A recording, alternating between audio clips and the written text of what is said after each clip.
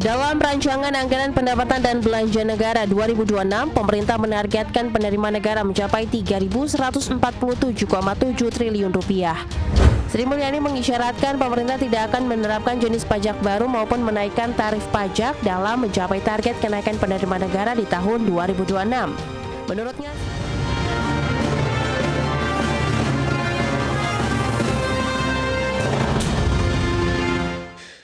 pemerintah menargetkan penerimaan negara mencapai 3.147,7 triliun rupiah dalam rancangan anggaran pendapatan dan belanja negara tahun 2026. Menteri Keuangan Sri Mulyani Indrawati menyebutkan target tersebut akan dicapai dengan reformasi penerimaan negara. dalam rancangan anggaran pendapatan dan belanja negara 2026, pemerintah menargetkan penerimaan negara mencapai 3.147,7 triliun rupiah. Proyeksi tersebut meningkat 9,8% dibanding outlook penerimaan negara tahun ini yang sebesar 2.865,5 triliun rupiah. Menteri Keuangan Sri Mulyani menyebut untuk mengejar target penerimaan negara di tahun depan, pemerintah akan menekankan pada reformasi dari sektor pajak, cukai, dan PNBP.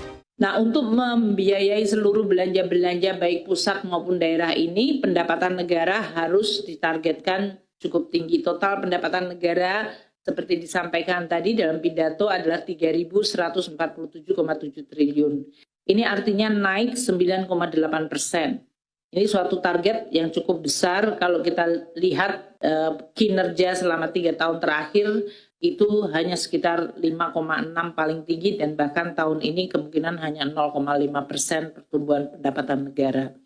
Maka reform di bidang pajak, bea cukai, PNBP menjadi penting. Sri Mulyani mengisyaratkan pemerintah tidak akan menerapkan jenis pajak baru maupun menaikkan tarif pajak dalam mencapai target kenaikan penerimaan negara di tahun 2026. Menurutnya, strategi penerimaan negara tahun depan akan tetap bertumpu pada kebijakan yang telah berjalan. Salah satunya melalui implementasi Undang-Undang Harmonisasi Peraturan Perpajakan. Dari Jakarta, Tim Liputan, IDX Channel.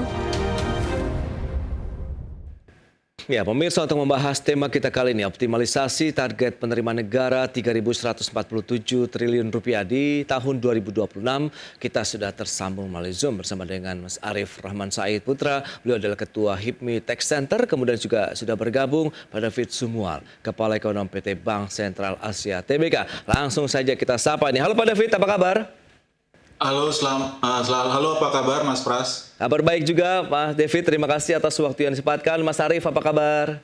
Halo Mas Pras, apa kabar? Kabar baik, Alhamdulillah. Terima kasih atas waktu yang disempatkan. Tadi sudah disampaikan begitu dari sisi target penerimaan negara tahun depan naik sampai dengan 3.147 triliun. Tapi sebelum membahas lebih jauh, kita akan review dari Pak David dulu nih. Ekonomi di kuartal kedua kita tahu tumbuhnya 5,12%. Begitu. Bahkan kita lihat ini ada anomali dari sisi penerimaan pajak yang justru mengalami penurunan atau kontraksi sekitar 7% di sepanjang semester 1 2025. Apa yang bisa kita cermati dengan kondisi ini, Pak David?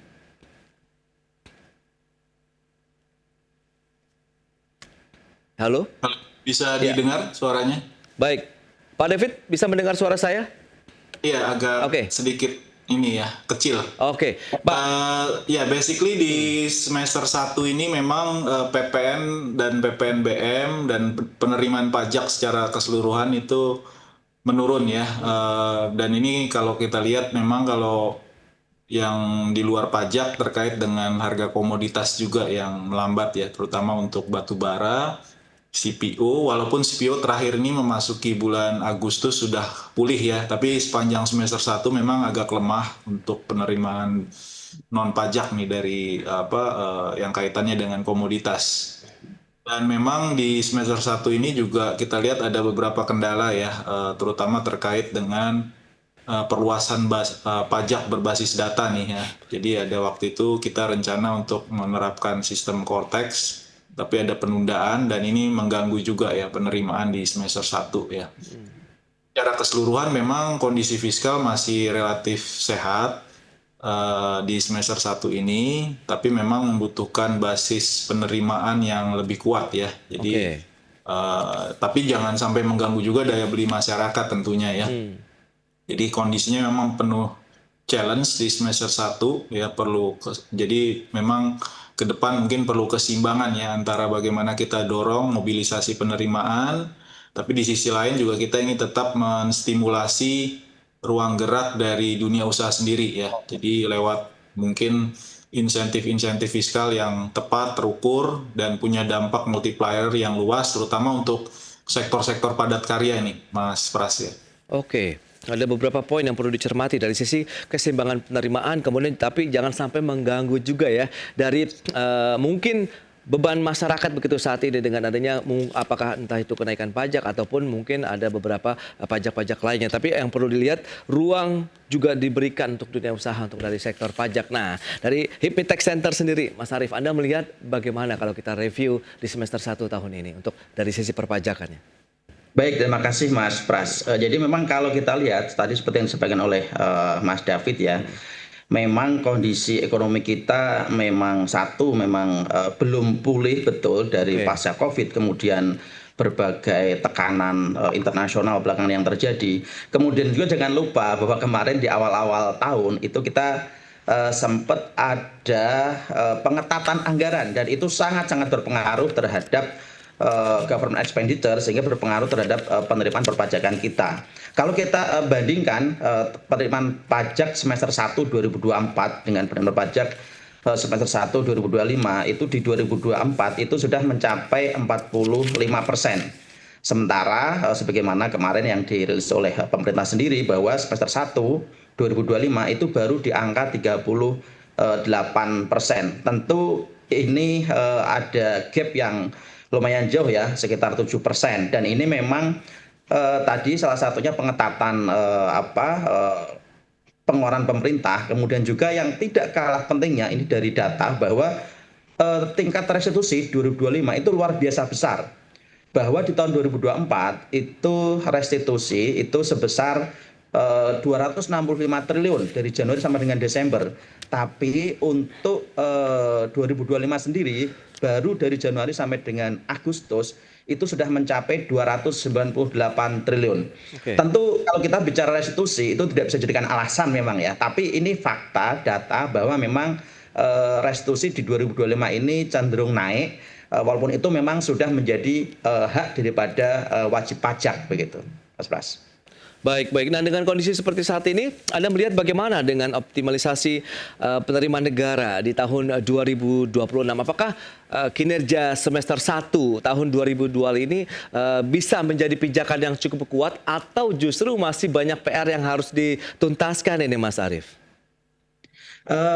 Jadi kalau kita lihat ya tren penerimaan perpajakan kita itu mulai Juni Juli itu sudah cukup membaik. Di bulan Agustus juga sudah mulai membaik sampai dengan 18 Agustus itu penerimaan negara kita di bulan Agustus sampai dengan tanggal 18 itu sudah mencapai 97 triliun untuk brutonya, sementara netonya di angka 78 triliun, berarti ada restitusi sekitar 18-an triliun. Nah, ini angka yang sudah cukup bagus ya kalau kita lihat dibanding dengan tahun 2024 kalau kita bicara dibandingkan dengan tahun sebelumnya.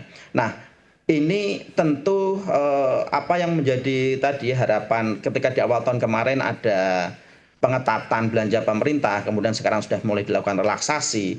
Tentu ini juga menjadi stimulasi tersendiri untuk pergerakan penerimaan pertumbuhan ekonomi kita. Dan tentu harapan kita bahwa ke depan sebagaimana kemarin sudah disampaikan oleh pemerintah melalui Menteri Keuangan dan juga Dirjen Pajak bahwa harapannya ke depan penerimaan pajak kita bisa semakin stabil dan tentu kemarin juga sudah disampaikan ya kalau kita bicara prognosa proyeksinya itu di angka 94,7 kalau tidak salah, 94,9% outlook pemerintah itu, atau di angka 2076 triliun.